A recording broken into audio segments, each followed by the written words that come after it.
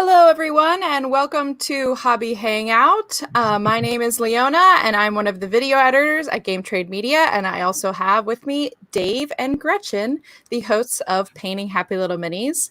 Hello, guys. How are you? Good. Hey, hanging out. Woohoo! We're hanging on Hobby Hangout, and thank you to everyone who has been tuning in with us. I see we have 13 people watching, so let us know where you're watching from, what you guys have been working on. Yeah, we have a nice sunny day here in Baltimore, Maryland, which is very nice. It's a little warm too, right? It's a little warm outside, yeah. We kind of skipped straight from like late winter into summer. Yes. I'm not sure where spring went.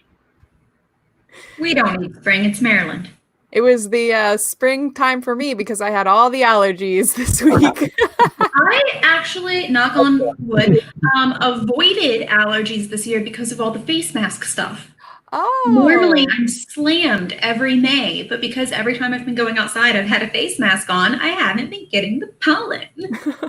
1+ in the face mask world. So as you can see, we are all painting different things. So let's go around and see what you guys are working on today as people tell us what they're working on in the chat. So Dave, what are you working on this week? I am working on some armor plates for my Chaos Knight. So this is one I've got going at the moment. They're all going to go on to this guy. Ooh. And then over here, I have another guy. What's that? So I have this guy. Nice. Who his almost everything's painted on him. On each of the, I don't know if you can see those yellow wires. Yep. Hanging, I have to paint black stripes. I'm gonna paint like hazard stripes around it. Oh, very cool. And once I've got those done, I can start to affix all of the armor plates in their sort of correct locations. I'm just going to pop these on for the moment to give you a bit of an idea. I'm going to be doing some weathering, like a weathering style that I haven't done before, which is like rust streaking. Gotcha. I mean, I've done it. Technically, I've done it with acrylics and that kind of thing. But I'm going to be doing it with oil paints. So I just had some, just had a delivery. Oh, mixed medium over here. Yeah. Sorry. From Competition Minis. That's awesome. I got, so yeah, this time I didn't drive up. I paid the extra money to have them ship it to me. But here we go. So I have AK Interactive, Streaking Grime, and Rust Streaks. Oh, very cool. So these are oil-based, and you basically sort of dab them on roughly in the area that you're looking to have those streaks. And then get a little bit of like white spirits, mineral spirits kind of thing, and use that have that on a brush and sort of drag the oils down so it actually looks like streaking. Maybe you can make like a little tutorial for us once we get back into the studio. Possibly.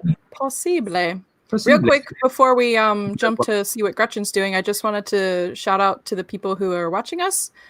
We have Michael Harris, who is here. Hey, Michael. Jeff, hello.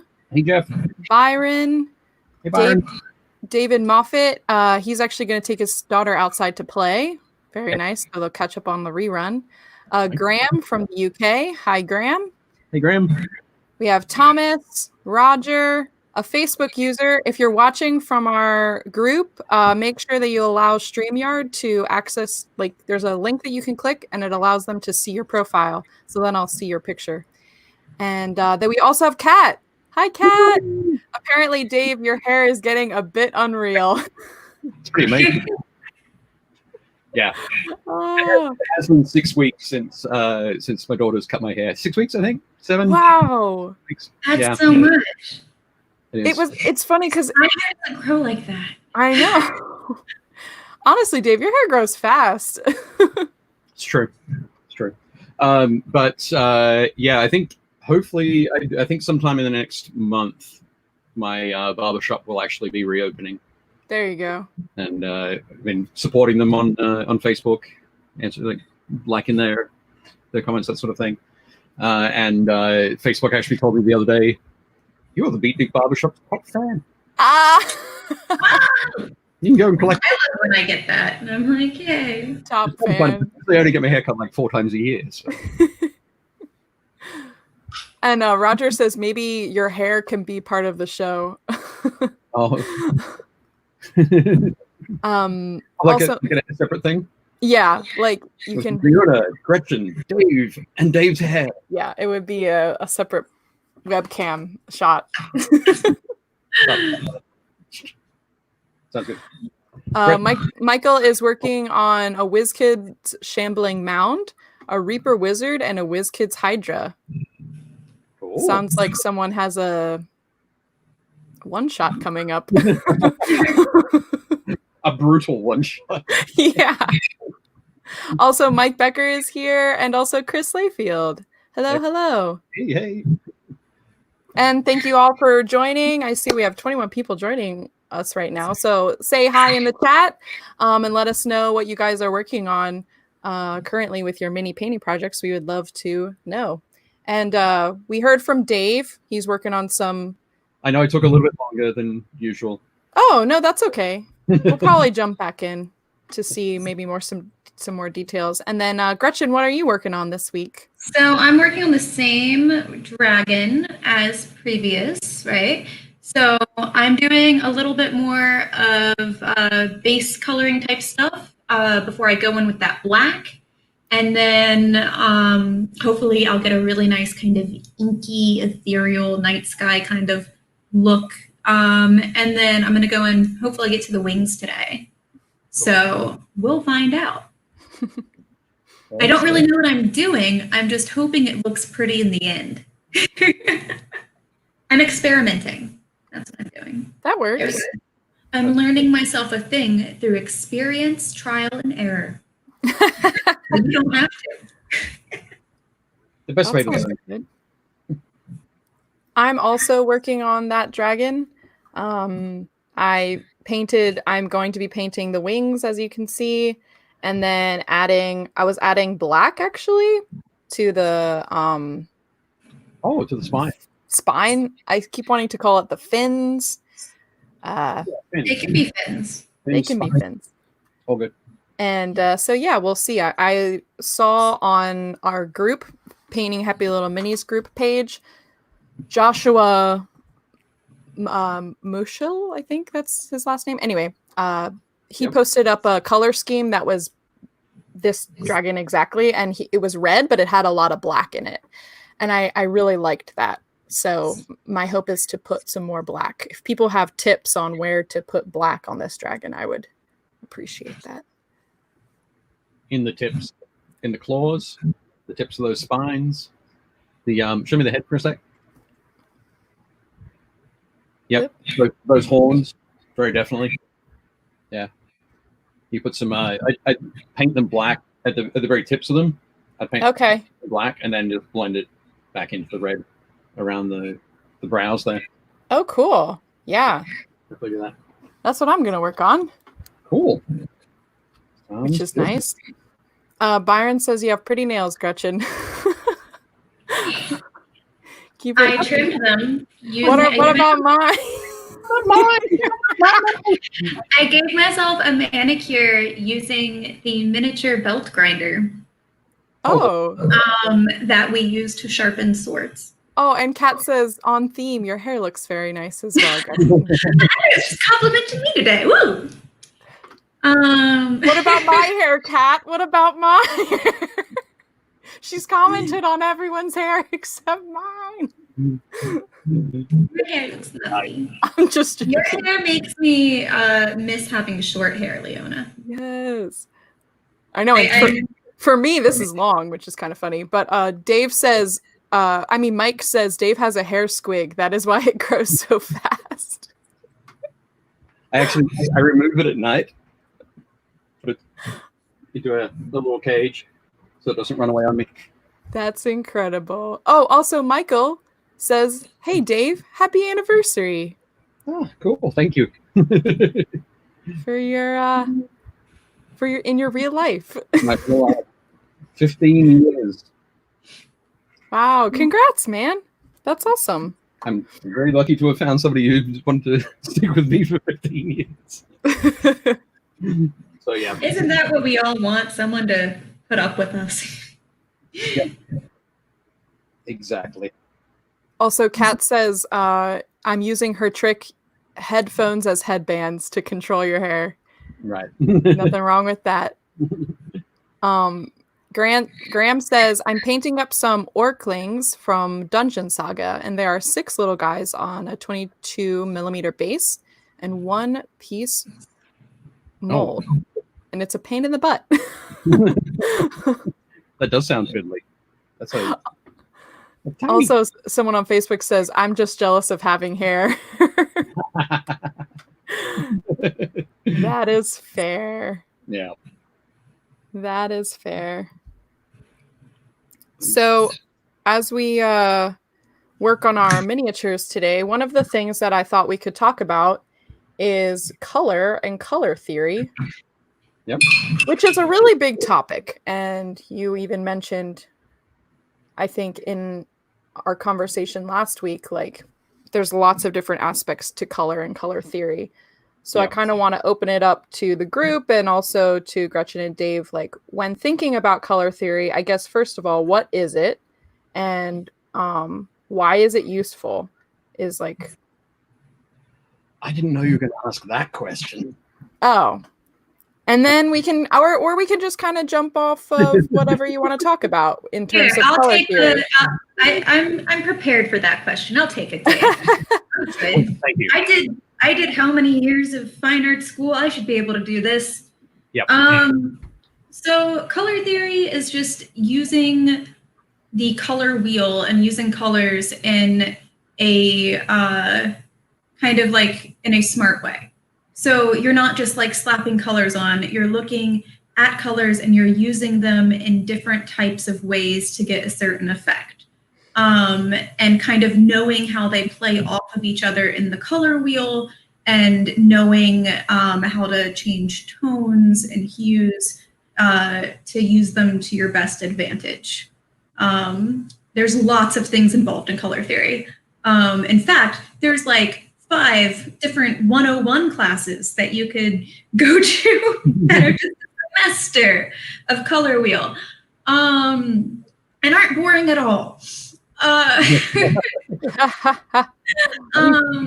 might be a little bitter from none of my original 101 classes transferring over when I transferred colleges and having to bring color theory. But it's really good to have when it comes to any kind of artistic endeavor, whether it's miniature paintings, fine arts, interior design, graphic design. It shows you how to work with colors to your best advantage. I think is the simplest way to combine it all down. So when it comes to miniatures, it can help a lot. Dave? It can help. I answered the vague question. You're absolutely correct, Rich. It can certainly help a lot. Basically, yeah, with miniatures, because typically what we're trying to do with miniatures is create a representation of a life-size thing, a 1-to-1 scale thing in a different scale. It might be, it's like 28 mils, about 1/50th, 1/52nd, or something like that sort of scale, which means like 1 inch on the model equals 50 some odd inches in real life. So there's a what we're trying to do is recreate what we'd see in real life. When you have a large model, large thing in real life, you've got a lot of potential for variety in colors, tones, tints. I think even like somebody wearing their clothes, you've got jackets, you've got t-shirts, you've got writing on t-shirts, you've got jeans, you've got boots, socks, laces, all that kind of thing, that you might not be able to represent exactly as you might in real life on a 28mm miniature or a smaller miniature. So what we're trying to do when we're painting that is give the impression of it being real, typically, is what we're trying to do. We're trying to take even things that are fantastical creatures that don't exist and paint them and give them a sense of reality. And so understanding how colors can impact that is very important. So I love your line there. Basically, you're talking about being smart about using colors. I think it's about being mindful of what colors you're choosing and why you're choosing those colors. So yeah, that's why color theory is important. Question gave the what is color theory? I'm saying why it's important. Yeah. But yeah, as I say, there's lots of different things to look at and to think about and appreciate how you can push those things into your miniature painting. And I feel like once you understand how color works together, once you get that initial base skill, I feel like you kind of get into the habit of unconsciously using almost like a cheat code, right? Like, because then you've memorized what goes together in what ways and how different things affect different stuff. And so you can implement it without, not without losing the mindfulness, but without thinking. So you do those sort of things are mainly so that you don't have to think about every little thing. If you can settle on certain recipes or combinations or things that you like to try, like on this guy on that shoulder pad, you can't see it too well in the lighting here, of course, but it's a red sort of field behind that horse head, and I've shaded the edges of that with some thinned down, very dark green. So having the green in there contrasts nicely against the red of that shoulder pad. I know that, so when I think about what I'm going to shade any reds with, that's already there. So I don't have to think about something that I should be mindful of, I guess. Yeah, you can kind of, as you said, you have your paint mixes, and then you're able to just know what works and what doesn't. Yep, and then you can spend a little bit of time with each mini trying something new or pushing the boundaries on something you already know. Eddie on YouTube says, color theory, how people describe what matter painters do, and then Mary Blair or somebody else comes along and changes the rules. Which I understand what he's saying. Like every couple of years, there's someone who's like, this is how you should think about color, and this is how you should define it. And so, but in general, there are quote unquote rules of things that work together and things that don't, and ways that color interact with each other. Real quick, I just wanted to shout out to our friend on Twitch, Hulk Reality, excuse me. Welcome back.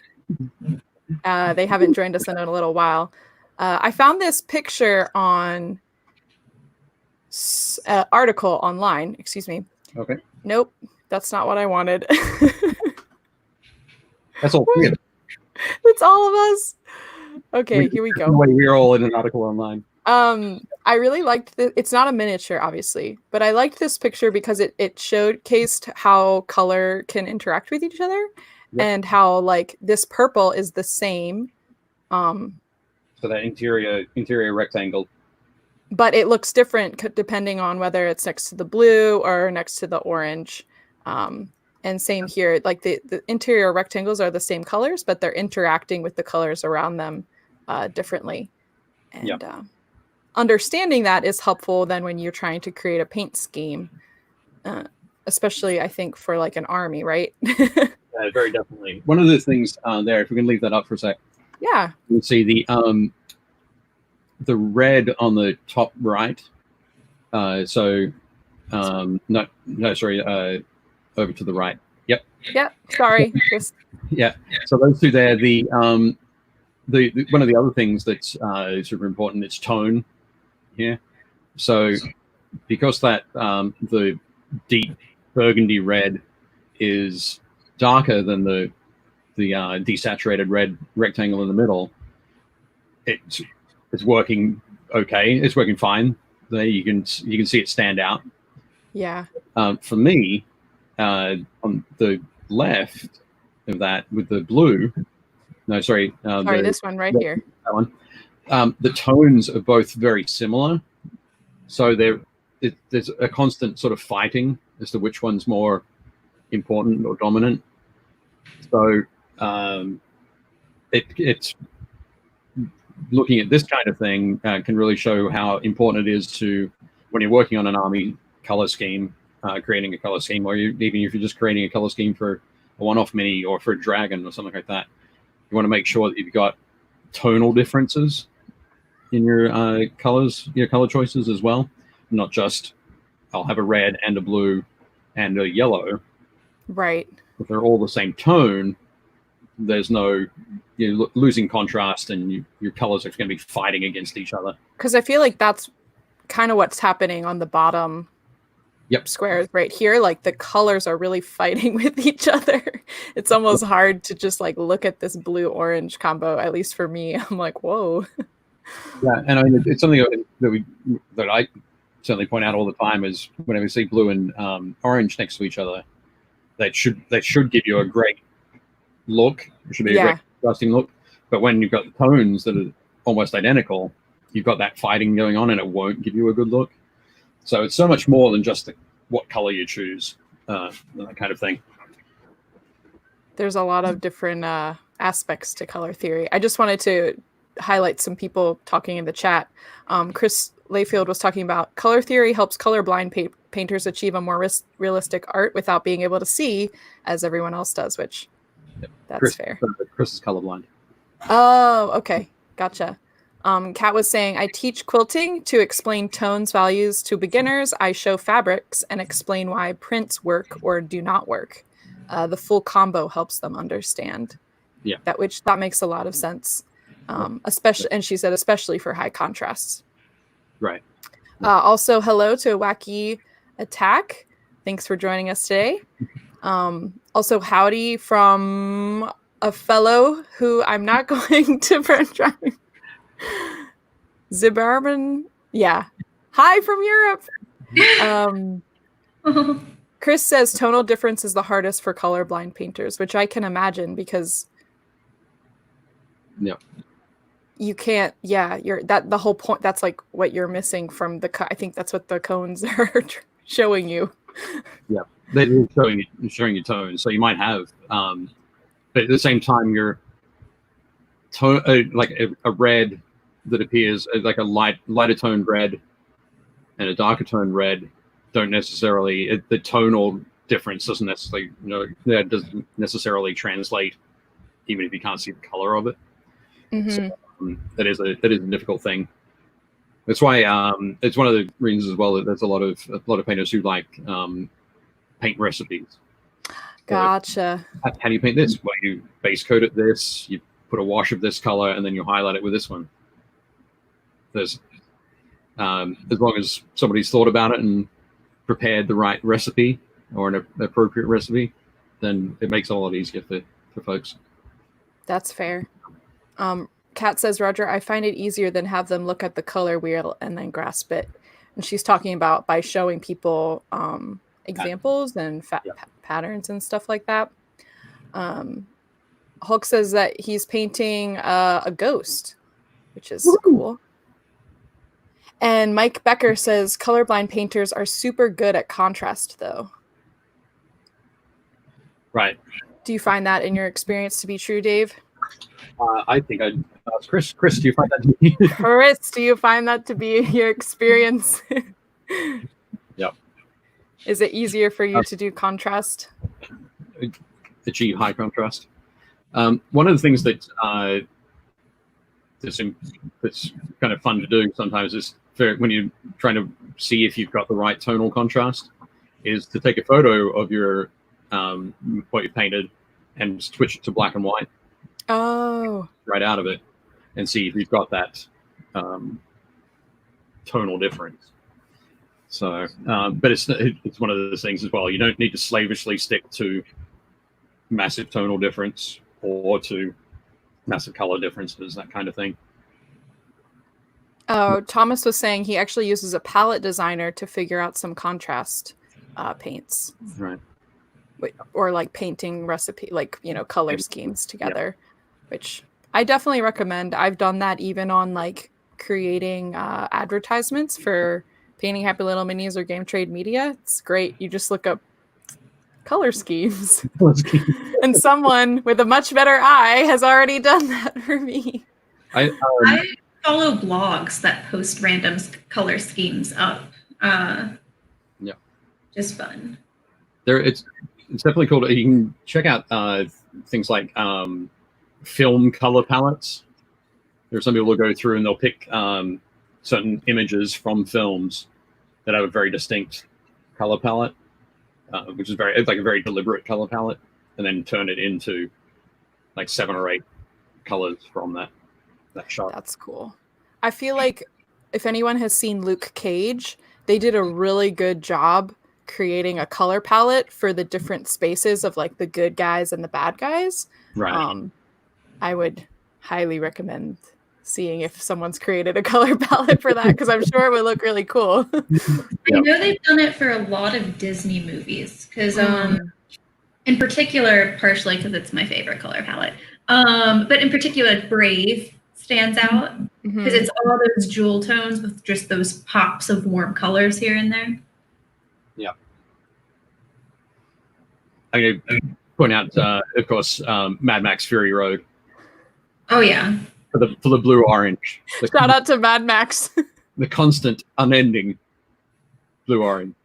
There's a lot in Hollywood today of that kind of putting a blue tint. Yeah. Whenever they do colors, it's a trend, I should say, currently. Yeah. I don't know how I feel about it. That's I think that especially Mad Max was kind of like the height of that trend. Right. Oh yeah, that was pushed to the nth degree. Yeah. Yeah, I mean, I like it in certain aspects. The only time that I don't like anything when it becomes so heavily a trend of that is that I'm like, oh, now you're just like kind of being lazy. Right.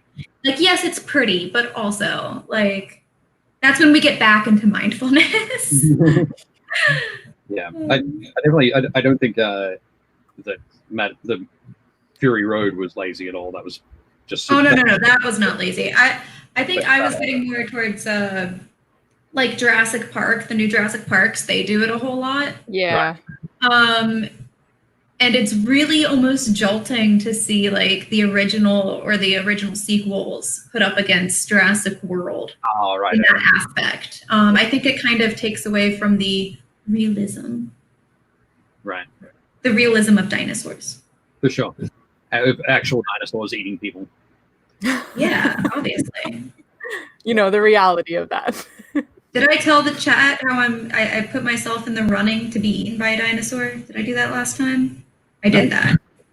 No. I joined a raffle to get eaten by a dinosaur, to win a chance to be eaten by a dinosaur in the new Jurassic World film. Wow. Yep. I did in fact do that.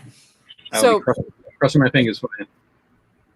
For people in the chat, would you enter the raffle, and 2, which dinosaur would you want to have you to be eaten by? Yeah, if I win the raffle, what?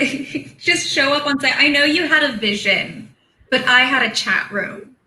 Okay. Gretchen, I feel like that question is for you too. Like, what dinosaur would you I get eaten by? If I could get eaten by a dinosaur in a Jurassic Park film, I think that I would be torn between velociraptors. Torn. Literally. And I also think that it would be like the classic T-Rex kind of shebang. But I will say my secret desire, since I was a little girl, for what I wanted to see in one of the sequels, is I have been absolutely dying for. We had a mosasaur, but I've been dying for them to have a plesiosaurus, and make a Nessie joke. Right. I want it so bad. Is it a They're the ones that like have long necks. Yes. And I think it would be really funny. If I were a keeper in Jurassic Park, I would be the plesiosaur keeper and I would name it Nessie. Right. But and then that's a different movie. Unimportant.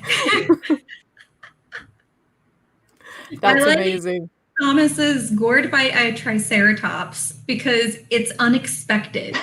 And you know what? We need that kind of creativity in a new Jurassic Park film. Wacky says I would not enter that raffle. And that's fair. I would go for being eaten by one of the by a dinosaur with feathers, the proto bird kind of thing. Now, so that they did have that in Jurassic Park 3 in the original trilogy. They had primitive feathers. That's good. So they can definitely do it, which would be nice. But I think I want to do that so that then they could head back to the nest, and I could be fed to the babies who'd be in the nest going. They'd be fluffy, little fluffy babies. Twice. Get a twofer. 2 for 1. That's great. I love that. That's my plan. Hulk says raptors. It's just a classic. Roger says yes. And then, compies. I don't know what a compy is. So the compies are those little tiny, I can't pronounce the full name for what it is. But if someone wants to Google it so you can spell it across the screen, sure. But compies are from the second Jurassic Park movie, and they're tiny and they're super small. They're like this big, right? They're like the size of chickens, and they hunt in a pack. And in the books, they're poisonous.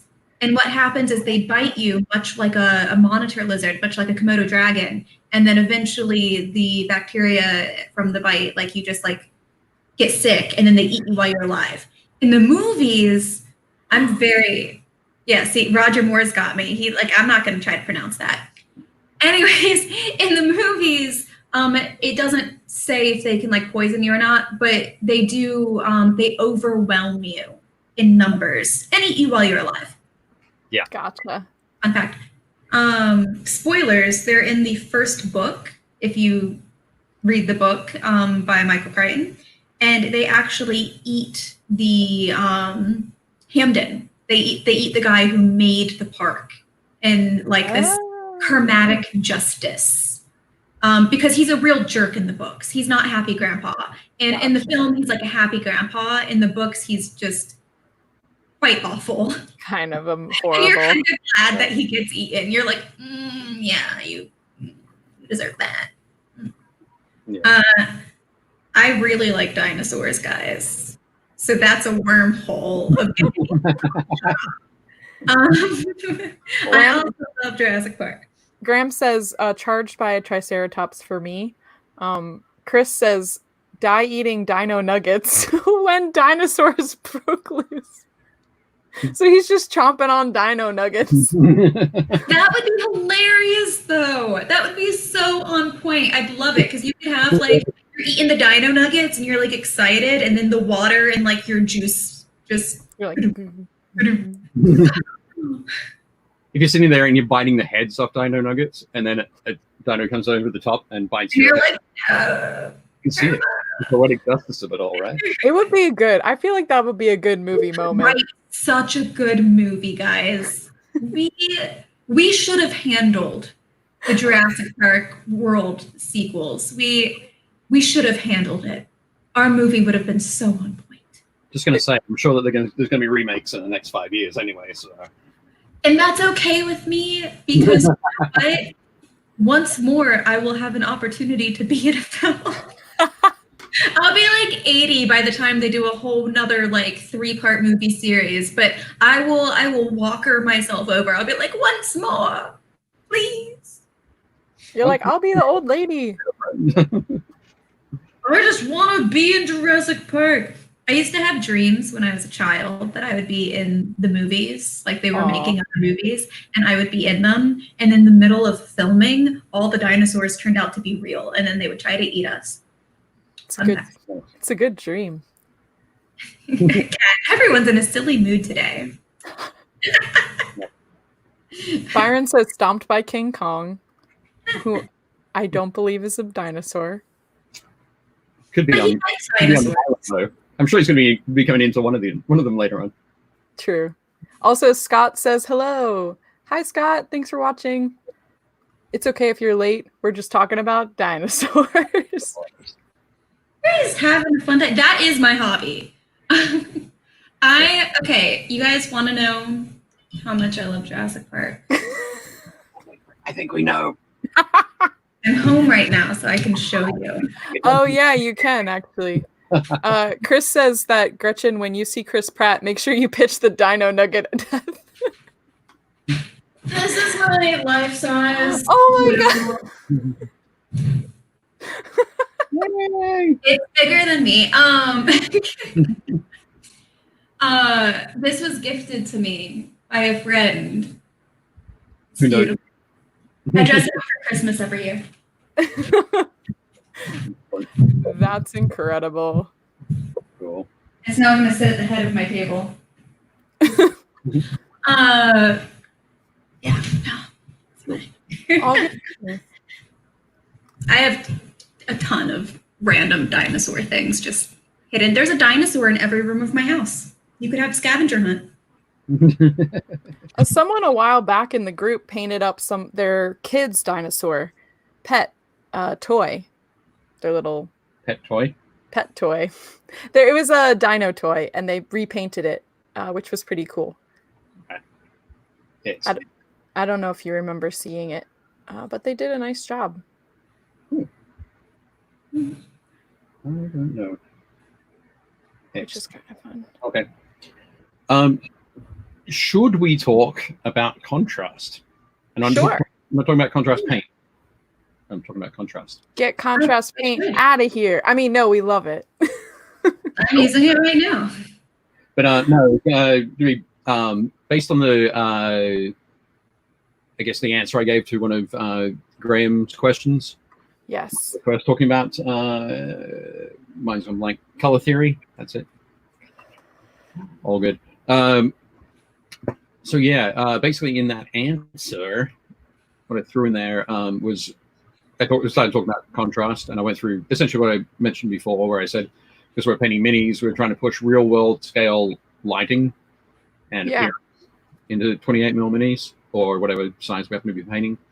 The contrast becomes very important. There are 4 or 5 primary areas we can easily affect that can easily affect the apparent contrast, and they are. Who wants to guess? Who wants to guess at the first one? Light and dark. Light and dark. That's the second one. Oh. It's the second one on the list. Okay, no. The first one on the list I had was color contrast. So that's where we talked about the colors that are opposite each other or close to opposite each other on the color wheel, are known as contrasting colors, and create separation from each other and visual appeal when placed next to each other on a mini. So blue and orange, yellow and purple, green and red are the immediate like primary and secondary colors that work in creating contrast. Tonal contrast was the next one, and this is the one that most people think of when you say contrast, being like Leona, dark versus light, and everything in between. So for miniature painting, I always recommend you pick colors that will work as light tones, as mid tones, and dark tones. So that goes back to that diagram that you showed earlier, Leona, about the having a color that if it's of a similar tone next to another color similar tone, you'll get it'll clash a bit because it's tonally similar. Yeah. Yeah. So the two biggest offenders there, I think, are the orange and the light blue down the bottom there, and the red and the mid blue up above. But an important thing to remember when you're choosing the tonal contrast, or you're picking those 3 or 4 colors, is you're just looking for contrast between you want to have a color that will act as a light tone and a color that acts as a dark tone and a mid tone, somewhere in between the two. So that light tone could be a red. It could be this like blood red. Mm-hmm.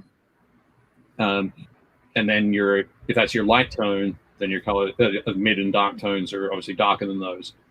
Red's an interesting one because it can work also as a mid tone, and it can also work as a dark tone quite well. Easily. Yeah, quite easily, sort of through that, depending on what the other colors around it are.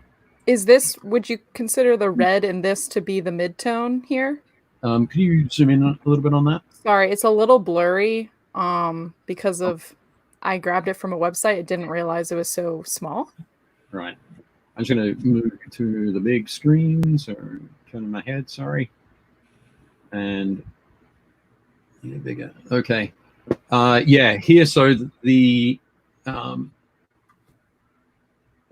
red is in this sort of color combination, the white is the light tone, the black on the guns, and also mimicked in the sort of the it's also there in the undersuits that's underneath the armor, and the sort of the deeper shadows. There, that's the dark tone, and the red and the purples and the greens really are all working as mid-tones. Gotcha. But the way that the red there, is that the next? I'm going to find out if that's the next thing. Oh, yep. Okay, that's the next that's the next contrast approach, is saturation contrast. So this is a great example for that. The green is a very desaturated green, an olive, like the yellowish olive green. It's desaturated, but the red is very saturated. It's very strong, almost pure red. So the idea there is that pure colors that don't have any blacks or grays or whites mixed into them. So that red is a great example of it, is a very saturated color. The green doesn't have that strong, vibrant, super popping kind of look. So that's very much more of a desaturated green. Red and green are opposite each other on the color wheel. So there's contrast appearing there. The contrast in that saturation to desaturation is also really good. Nice. That's a great example. Nice work. And now I'm going to... Also, I want to shout out to Dave Shrump, who's just joined us. Hello. Hey, Dave. The color and gray. Chris says the color dissonance on that orange-blue combo, that's kind of, as you said, creating that's contrast in itself. Yeah.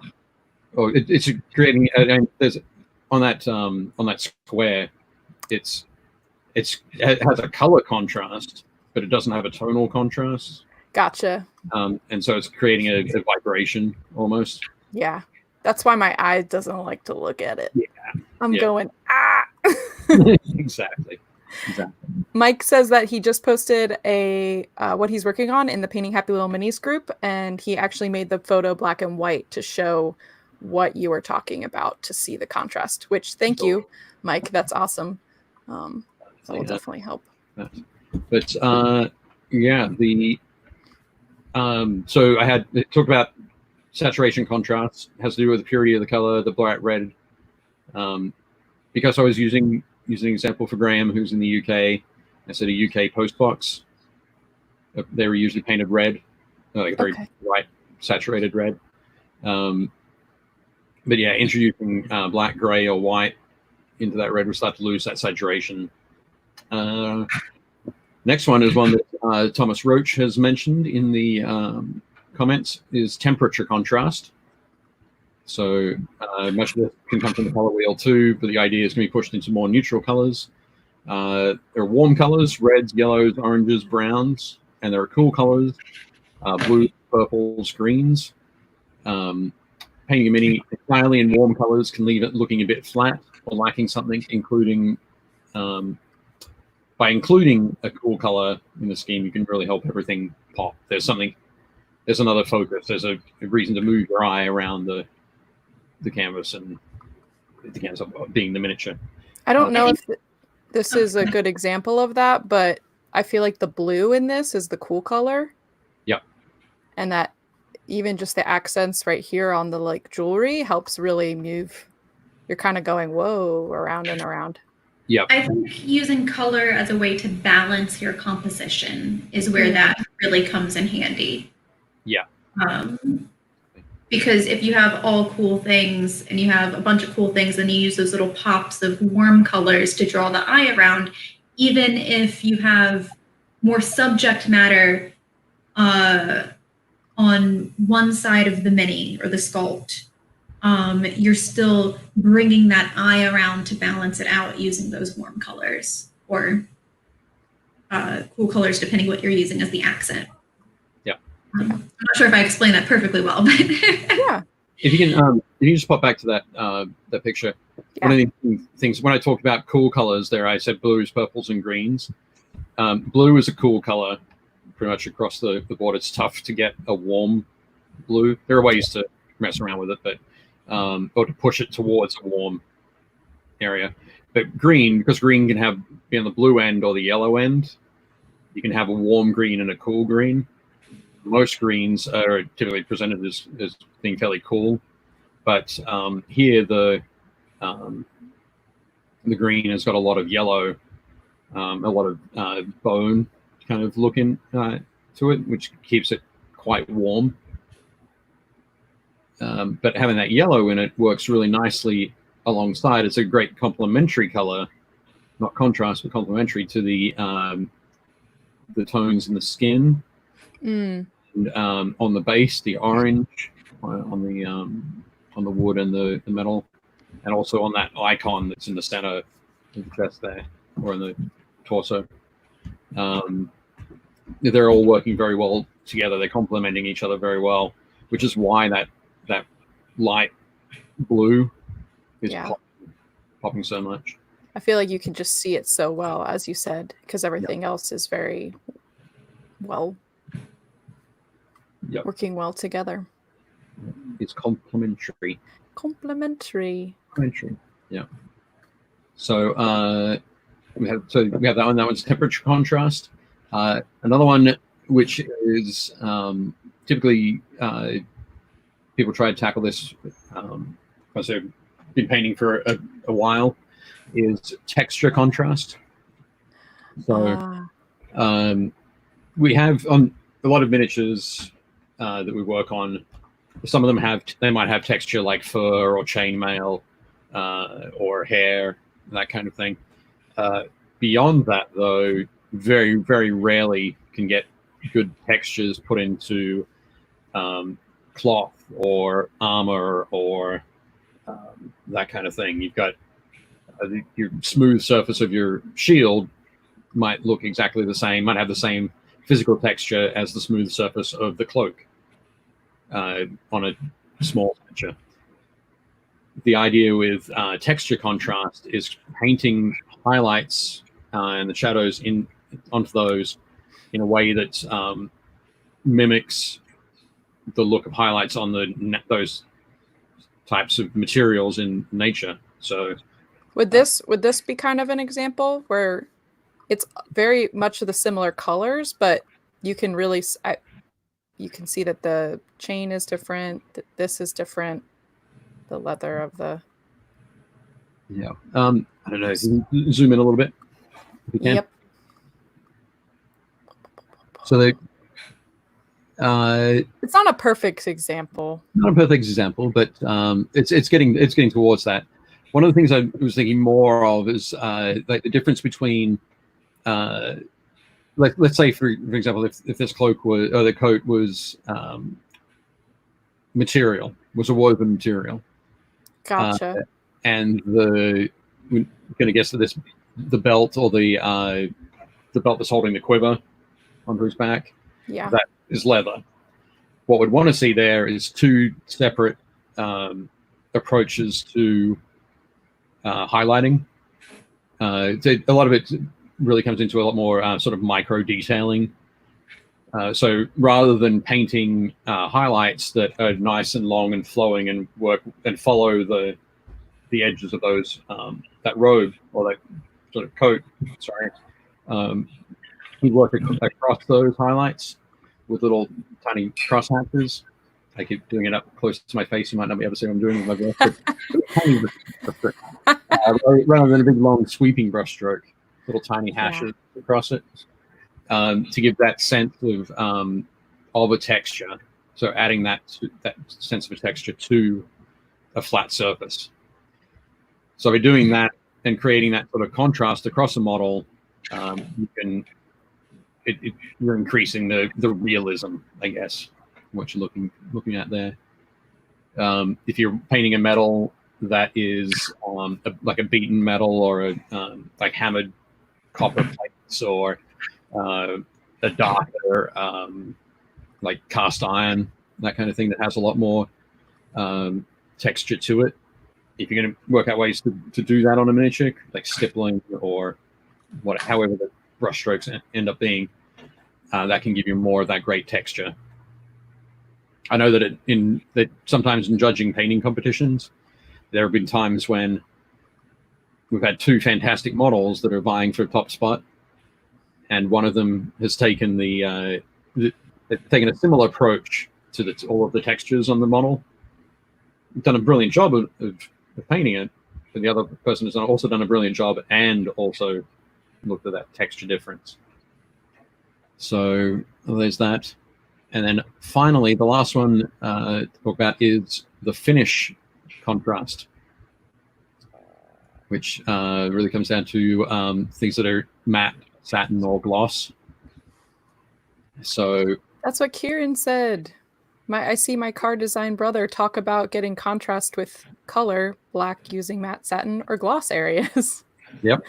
So that's exactly what you're talking about. Exactly. Yep. I didn't miss that one, Kieran. But yeah, spot on.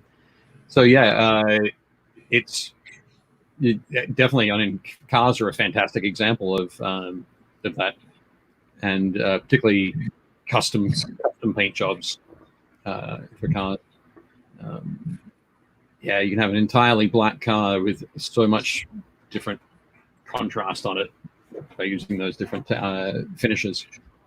So that's why you want to have things that are like a cloth cloak. You're going to want to have that matte because it's going to be matte. It's going to have a matte finish to it.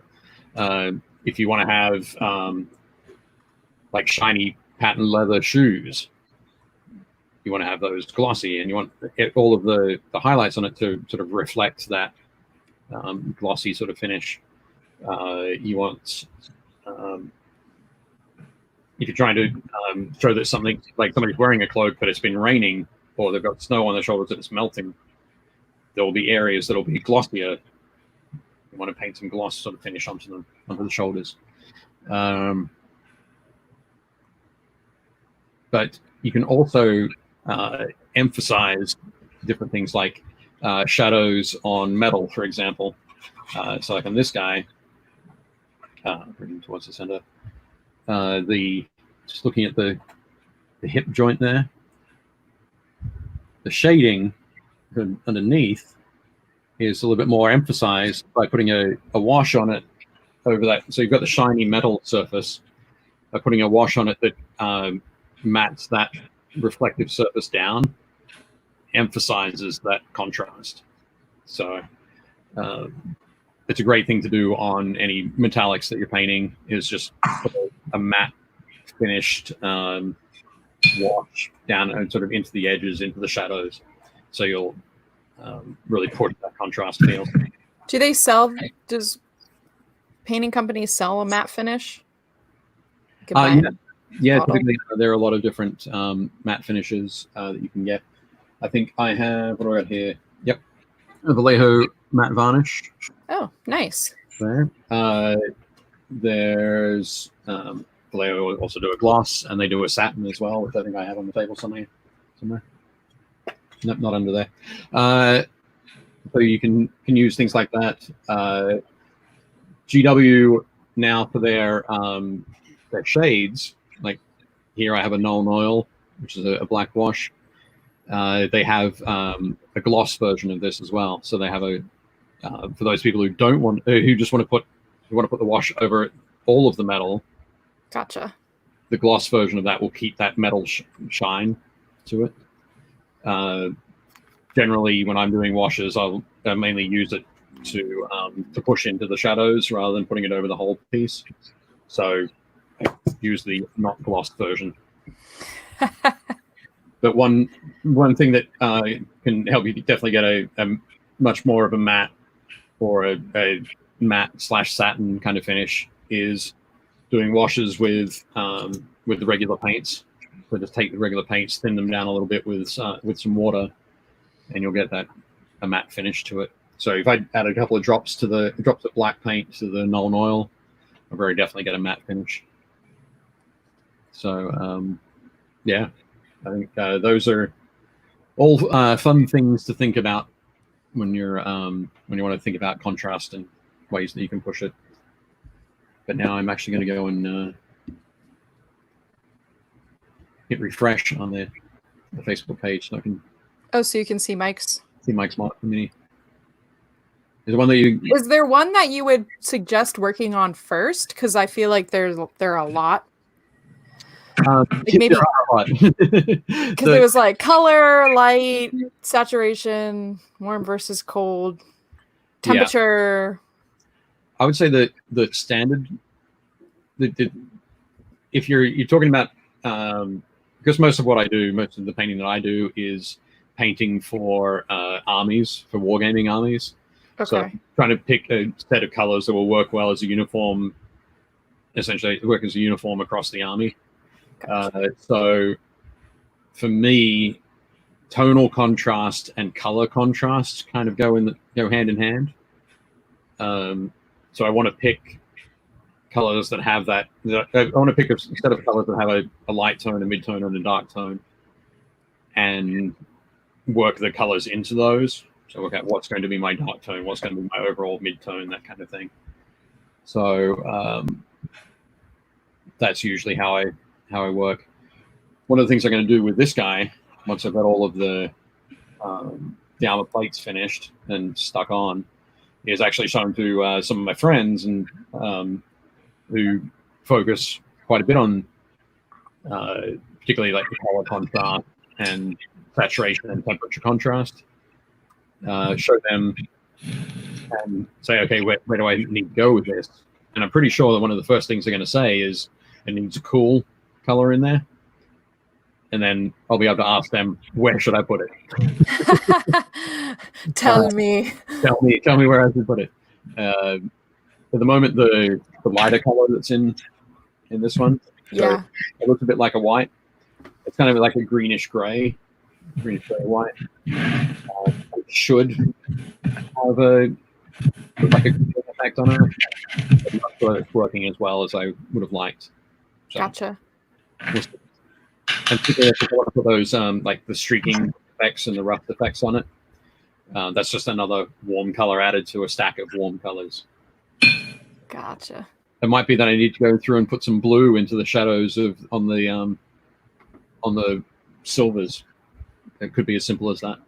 So, but yeah, lots of interesting approaches. But I think the key ones to think about first are tonal and color contrast.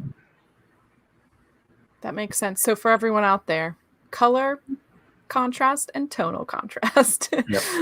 Because Yep. when you kept going, I was like, I'm getting overwhelmed. I can't do all of it.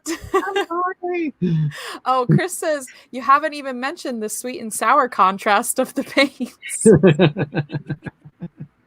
No, I have not. So we'll get to that. You don't have to taste all of the paints, but it does help. I'm not gonna lie, the Vallejo ones, do they put scent in here? Because they always smell like, I don't know, something flowery, right? Or is it just me?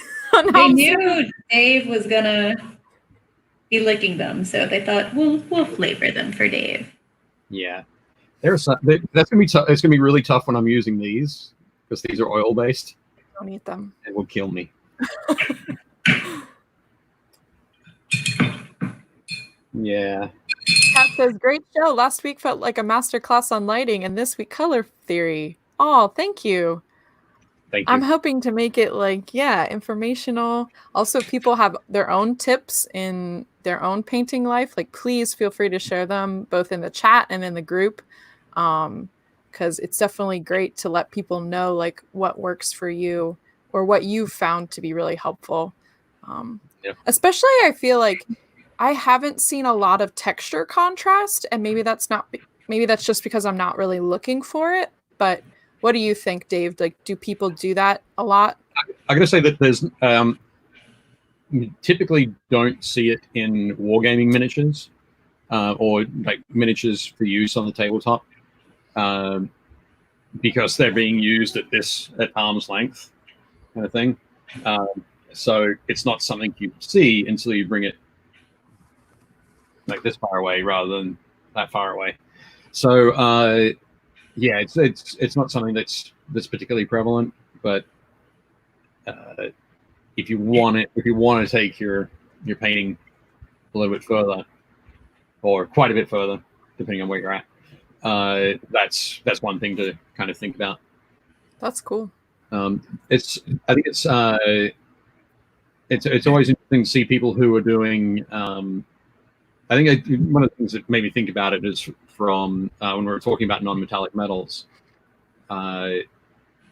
is you can have a gold or a gold and a silver and a bronze all on the same model.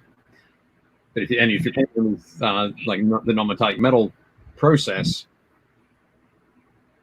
particularly people who haven't been doing non-metallic metals for very long, they might paint each of them in the same level of contrast or the same progression of contrast on there. So they can, I guess, what am I trying to say? You can get, they can end up with a similar finish on pieces of a model that should have different finishes. Gotcha. Kind of thing. So you might have a shiny steel. It's going to look a bit different to a standard gold.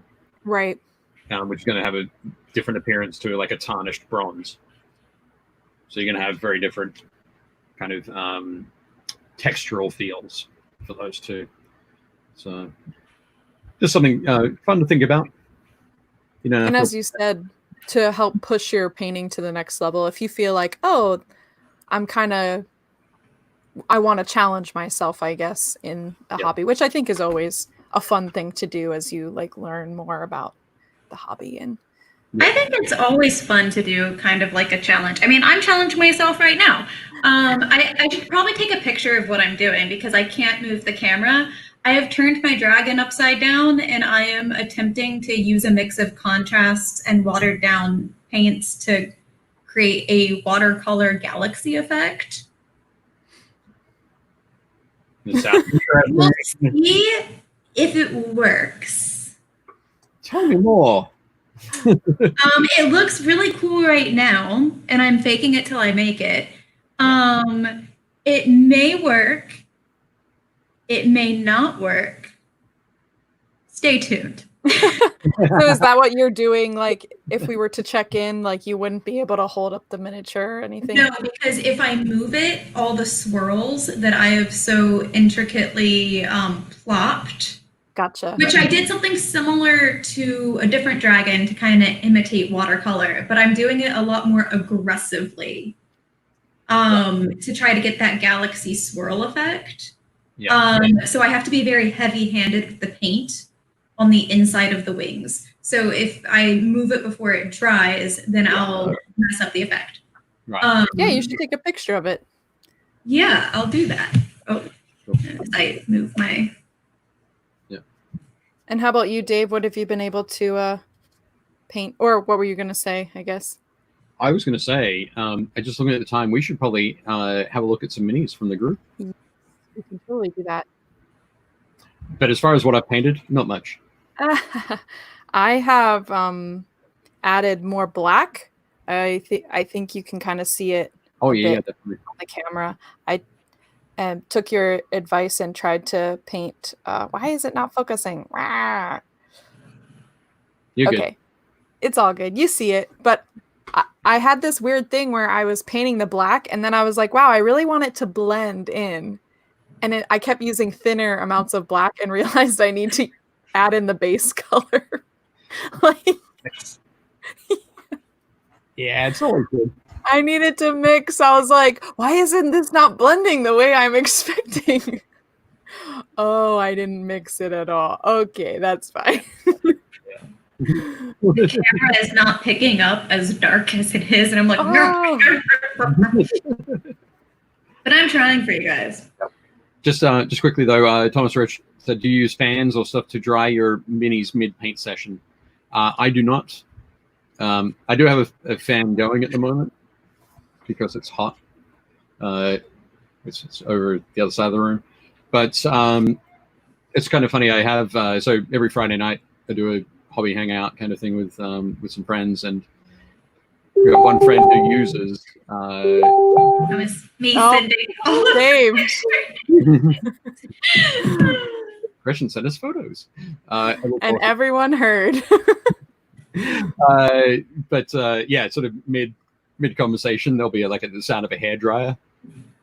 Oh, and that's funny. You'll be off to the side like, shh. It's like, Damon, mute yourself. Mute. That's incredible. Yeah, it's all good. Yeah, sorry, I was just trying to get the photos. Yeah, it's interesting because I have to keep it thin enough to where it'll dry, but wet enough to get swirls. Right.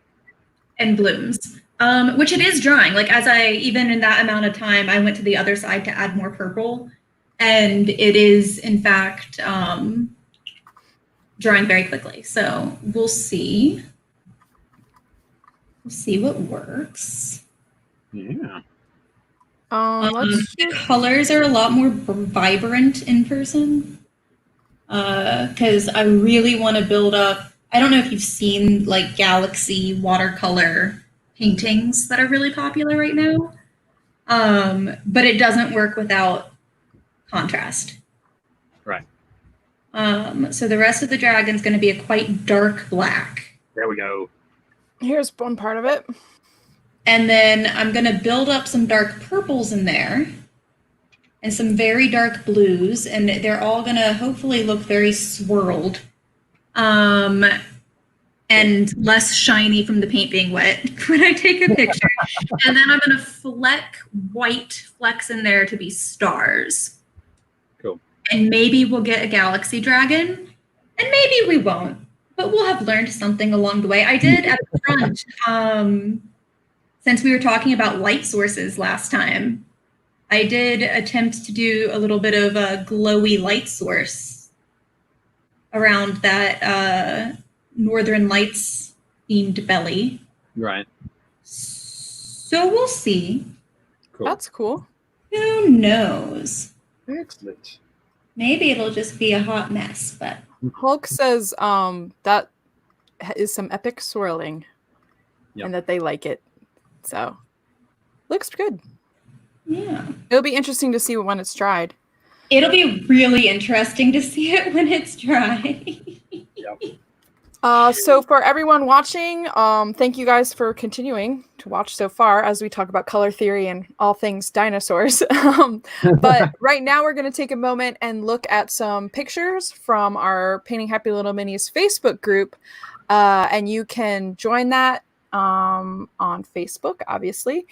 And there, when you join, you can post pictures, ask questions, and just enjoy people's miniature painting and see what everyone else has been doing. And so every week I take pictures from that group. I usually try and get new people or people who we haven't seen from in a little while. And so right now we're going to talk about them and kind of go through them. So first we have David with a Primaris Lieutenant and Ancient completed. Very cool. Yeah, these look great. I think maybe I'll go through and I'll mention contrast when it sort of crops up, and color contrast here. Yeah, I think that works. So that the bone kind of look, and the gold edges, the gold on the chest eagle there. Yeah, all work wonderfully contrasting against the purple. That's a great, nice balance there. So awesome work there, David. I love the use of that. The helmet on the ancient. The ancient is the standard bearer there. And so the helmet is from the Adeptus Mechanicus range, but it's got a kind of a cool sort of medieval style Saleh helmet, which is nice. But also great work on the banner. It looks very cool. I'm trying to figure out if it's decal. I think in the center, I think that's a decal. I'm not sure if the rest is. It looks like it might be sculpted. Yeah, I was gonna say it looks almost raised from the. Yeah. Anyway. But yeah, I just think again another great job. Great job there. Yeah. Looking really nice, David. Eric with some works in progress. These are from Night Models Batman game. Very cool. And so who can we see? I can see Bane, Batman. Where is Batman? Oh, he's in the back. I covered him up. Batwoman. Some guy. Some guy?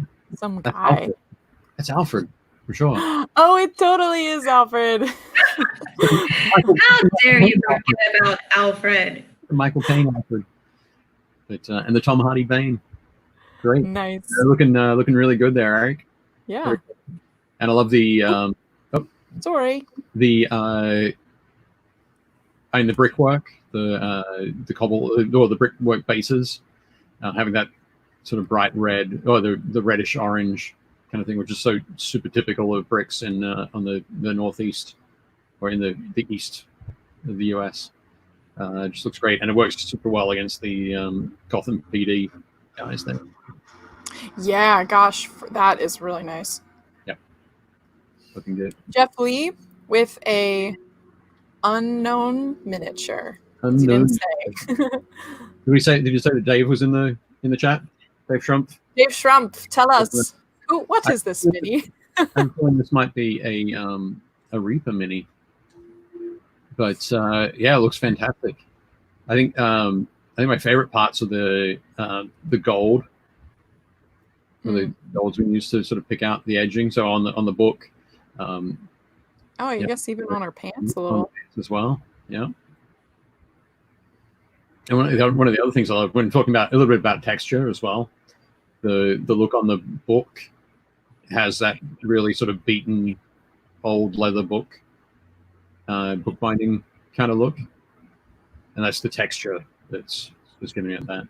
So. Oh, Dave says, I do not know, alas. That's okay. You can stay. You can stay. But it looks fantastic, Jeff. Really nice. Cornish Mickey. Cornish Mikey. Mikey McKee. Yeah. Sisters of Eternal Mercy, Daughters of the Crucible, Day of the Dead, limited edition. From Raging Ancients, I believe. That is so much detail to get that sugar skull on the face. Yeah, it was pretty amazing there to get that. But the one of the things I like here is so obviously the red and the around the cloth on the neck, the hearts around the headdress there. That's all working. So they're working to attract your eye. The red is working there to attract your eye, and then it frames the face. So it just puts you right in that face with that bright white of the skull being the brightest part of the model there. So it's just everything geared to draw your attention to that. So really well done, Cornish Mikey. Yeah, a lot of smart choices there. Yeah. Also, Mike Becker says that may be a hassle-free miniature. The previous one? Possibly. Chris Gorka with a Redemptor Dreadnought. Yeah, Redemptor Dreadnought. This one's from 40K. Crimson Fist, if I'm not mistaken, Chris.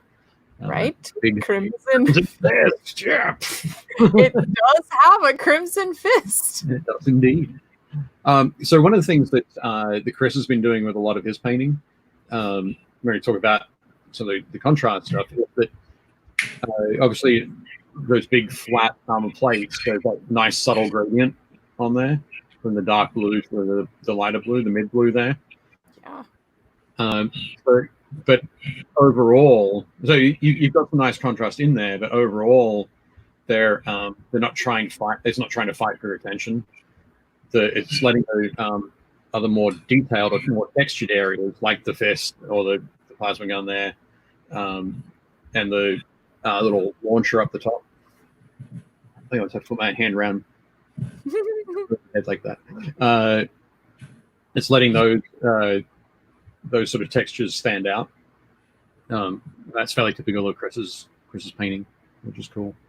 So, and actually, Chris is going to be helping the Nova Open Charitable Foundation this year by doing an X-Wing repaint. Oh, that's awesome. Very cool. That's very exciting. I thought Chris would be a great guy for that, based on all of his Star Wars Legion work. Yeah. So, nice work, Chris. We have Dave with the Shadow Dragon finished and remastered. Oh, man. This looks great, The Dave. luminescence on those wings. I know, right? How awesome is that? Yep. Yeah, those the wings look fantastic. And in the underside, that chest, it's got that awesome glow. I watched the Desolation of Smog and Battle of Five Armies, or the first half of Battle of Five Armies the other day. And yeah, when Smog breathed in and got ready to breathe fire, there was that fire all inside him. And I think that's what Dave's used here, which is awesome. That's really cool. Yeah. It's showing that here that there's a lot of very dark, everything's been kept fairly dark, except where it needs to be bright, or where the bright is creating that emphasis. So, yep. Great work. Looking good. Nice one. Next up. File with the Hulk. He's the strongest there is. Yes, he is. The Hulk, awesome. Yeah, it looks fantastic as well. I love the on the chest there. Really, it feels like the brush strokes are sort of emphasizing the muscular striation. Oh yeah, I see. Yeah. So painting it across there, following the lines, and you can see it on the shoulder as well. So, yeah, it's those muscle lines, or the paint lines following the musculature, which gives an absolutely awesome look. Lyle, nice work, looking good. Good job, Lee Cavell. Some things I've been painting. He is painting up some Primaris Space Marines. I think these guys are intercessors. Some friends of mine have got on a big kick at the moment of doing a Primaris Space Marines kill team thing for Adepticon next year. So we're going to be jumping in and painting up some of these guys. Already planning Adepticon 2020. 2021. Yep. No doubt there's going to have plans for 2022 as well. But yeah, it's kind of one of those things where nobody has an excuse to not do it. So That's fair. But no, these are looking great, Lee. I think I really love this sort of color scheme, the black and the red, those white, sort of bonish white helmets. This looks very cool. Very Flesh Terror kind of feel. But ooh, what do we have here? The Owl, Wolf-Lord Meeks, Mythos. This is looking very cool. Another Space Marine there. We've got a huge jump pack on the back. Yeah, sorry, I kind of covered it up. Behind one of the other things you covered up is the face on that hammer. Not any particular kind of face, but the head of the hammer there. It looks like it's got a great sort of glow going on. Oh yeah, I did. A thunder hammer, but check it out. But no, it's looking very cool here, Mythos. Yeah, I'm liking that. Yeah, looking awesome. Ben with a converted miniature. This is so another Space Wolf. This is a converted. I'm not sure if this is a converted Ragnar or not. But Ben is the manager of Alpha Omega Hobby. Oh, okay. That's run by or owned by Oz, friend of the show. But yeah, Ben and the team up there have been doing a great job doing mail order and deliver and curbside pickup as well, keeping themselves going during the lockdown. But yeah, looking shout out to local game stores. Yep, shout out to them. Looking good, Ben.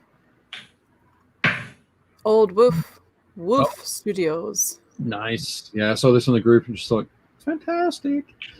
So yeah, talking about textures and differences in textures. If you can zoom in a little bit. Yeah. Just want to. Which where? So, the kind of the key sort of differences that I'll point out here are the silver on the claws. Oh, that claw, the big, huge claw. You see that it's got a deep, sort of strong, sort of deep silver to it. But each of those light stripes on there really gives that that claw like a rough and ready, like it's not as smooth and polished. No, it's got a great sort of grinding utilitarian texture to it. It's crazy that you got that with just paint. Yeah, and I'm not sure. It might have a little bit of texture on the model, but yeah, you can definitely do that with. Again, that's just like we were talking about with the fabric. That's just little thin lines. But compare that sort of metal to the metal that's around the exhausts. So the sort of the bronzy sort of color. No, up on the at the top there. So that doesn't have anywhere near the same amount of immediate contrast on it. So on that claw, you've got that dangerous, sharp feel because you've got the black or the really dark metal, and then that super bright metal. It's almost white. Whereas on the those exhaust covers or the heat dissipators, really, it doesn't have the two sharp extremes. It's got everything in the middle, kind of thing. Even though it's also a metal, so being able to work like that and pick out those different things or take that different approach can really help boost the texture and the reality, so the real feel of the model. And I think even the fact that he has 3 different types of metal, and then he also has this bone here. Yep. And then he made sure that the bone texture is standing out against this really dark metal texture as well. Yeah, exactly. This just looks like a piece of plastic, like actual plastic. Oh, on the side, the bright red. Yeah, I don't know. Maybe it's not. No, I think it'd probably be metal. The magic of painting. Looking very cool there, Jeff. Nice work. We have Shirley with My Son's Beholder. Apparently he wanted it to be albino. Okay. Ooh, that's creative. It's where is this beholder from? I think I've seen so much of the latest WizKids beholder. I don't recognize any other beholders, but Yeah, it does maybe this look is cool. Reaper? I'm not sure. I'm not sure, but one of the things I love about this is that you're talking about the saturation contrast, the body of it, and the stalks and all that sort of thing are all very desaturated, which makes that bright blue in the eyes just pop really well. And I think I'm not sure if there's some. I can't quite tell if there's some red in there around the eye. Yes, there is. A brownish, sort of warm red kind of look there. Just yeah, it just really drives that home. I think it looks great. That works well against that almost greenish feel of the rest of the body. But no, very nice work. Good work, Shelley. Yeah, I'm liking that. Yeah. Oh, Dave, did you want to talk at all about the miniature that you did No, last week? Okay. I put him in the group. Chat.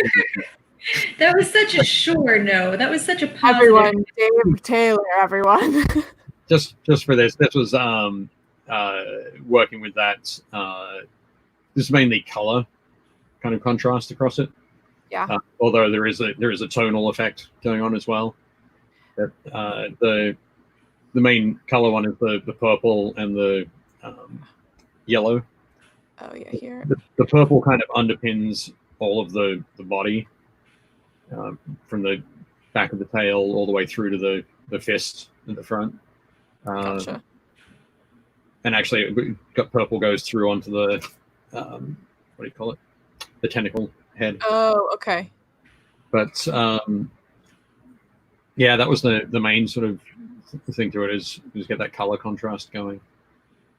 So Nice. It's a lot of fun. Yeah, definitely cool. Now I'm just going to base is mostly done. I've got to go through and pick out the skulls on it and put some tufts in place. You can't have too many Too many skulls? No, never. Oh, excellent. And so Roger Moore has posted up some of his D&D Ravenloft.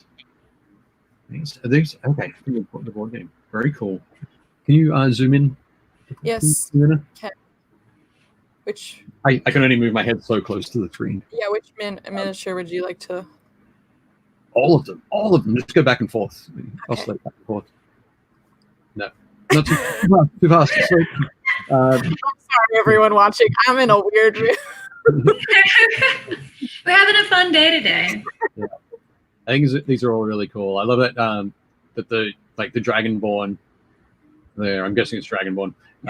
With so you got the red skin, and then red base. Yes. The over to the right. A bit further. The wizard there with the blue. So yeah, the purple cloak, purple ring on the base. The green cloak. I think that's the rogue. Yeah. Actually, I don't know. These characters. I think I might have actually gotten a good picture of what I'm waiting to dry. That's good. These are looking really nice, Roger. Very cool. Yeah, really enjoying them. Here, sorry. I hope you've been having some good games with them. Oh, Andrew's put up some BattleTech mechs. Gretchen, did you send them pictures to me? I'm about to send one to you that's more accurate color-wise because the sun came through my window. That's fine. And I got some white flecks. But so far it's actually drying like it needs to. I've been carefully dabbing with my paintbrush some of the excess paint to keep the swirls but get rid of the excess liquid. And I put a little bit of white flecks onto it to see how that would look for like the star effect. And so far it is actually looking really good in person. I don't know if it's going to translate as well over awkwardly angled camera phone. It'll be fine. It'll be fine. I'm liking it, and that's what's important. Exactly. When it dries, I'm going to go back through with the white to add more stars, and be a little bit more directed in where I place those. But while it's wet, I don't want it to blend that much because I want the stars to really pop. I don't want them to get mixed up in any of the wet paint. So now I wait. I can't do anything with it. But it looks like it might actually work really well. So that's the inside of a wing, right? And the rest of the dragon is an inky, very matte black, right? So the inside of the wing is going to have this kind of galaxy swirly thing going on there. And hopefully once it dries, all of those shines that are kind of obscuring your vision of it go away and I can get a good picture. Or maybe you even just paint a matte coat over top. Yeah, or I can paint. I have a glaze medium, and I also still have those shifter paints, which I may not actually use on this, depending how it comes out. It might be a little too much to have the shifters on top of everything else. Gotcha. Cool. So, but it looks really cool in person. Maybe when I'm in the studio, I'll bring it so you can actually take a real picture of it.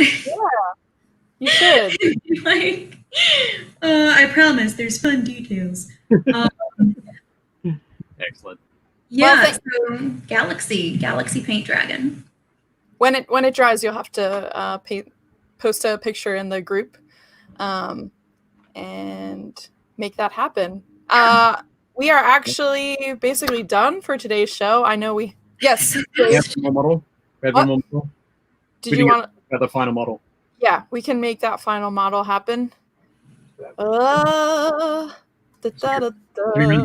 the model and then I'll talk about it. Yep, that's fair.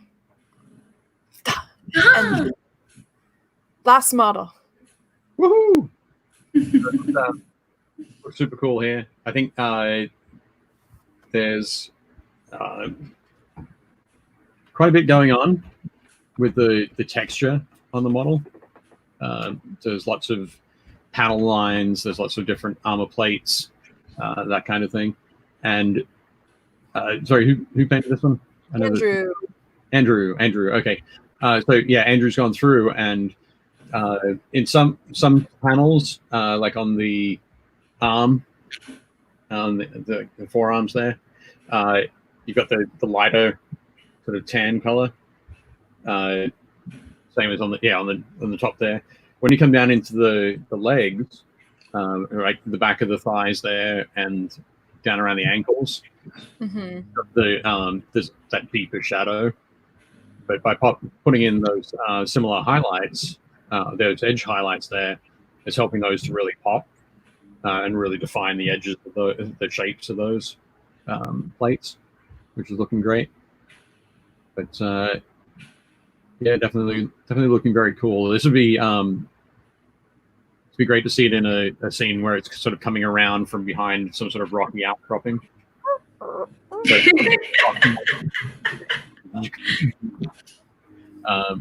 yeah, that'd be perfect for that. So, and I guess he's playing on some sort of. Oh, it's BattleTech. I forgot. BattleTech. Yep. Yeah. Which is that's super what he said. hex based. But yeah, that's on a like a neoprene mat. Gotcha. Which is looks really cool. Very nice. Awesome. Thank you very much. Thank you. Woohoo! Thank you, everyone, for posting in the group. It was great to see your miniatures today, and there were a lot more that we weren't able to highlight, but keep posting, and I will pull from them. I definitely liked looking at the miniatures today from like the contrast point of view. Maybe we should do that again and pick like texture. Maybe like one week I'll pick texture and I'll say like post your texture photos and then I'll pull from them. Because I think that would be kind of interesting to see different people's interpretation of contrast in the different ways that you had lined out, Dave. Yeah. That would be kind of fun because we could highlight that even more with really specific examples. So thank you, Dave and Gretchen, for being on the show, keeping up the painting world, making it happen here. Thank you, everyone who has been watching, commenting, chatting with us. It's been really fun. Telling me about your favorite dinosaurs. Yeah. Dino conversation that we had today. Not bad. Not bad. Okay. Maybe next week we'll talk about the Loch Ness Monster or something. Favorite cryptid. Favorite cryptid. Yeah, favorite cryptid. We'll go with that. Come with your favorite cryptid facts next week. Local legend. While you are all here, make sure that you join our Painting Happy Little Minis Facebook group. That's where we continue the conversation throughout the week of miniature painting and having fun and just enjoying the hobby as well. So thank you all for watching, and we will see you guys next week.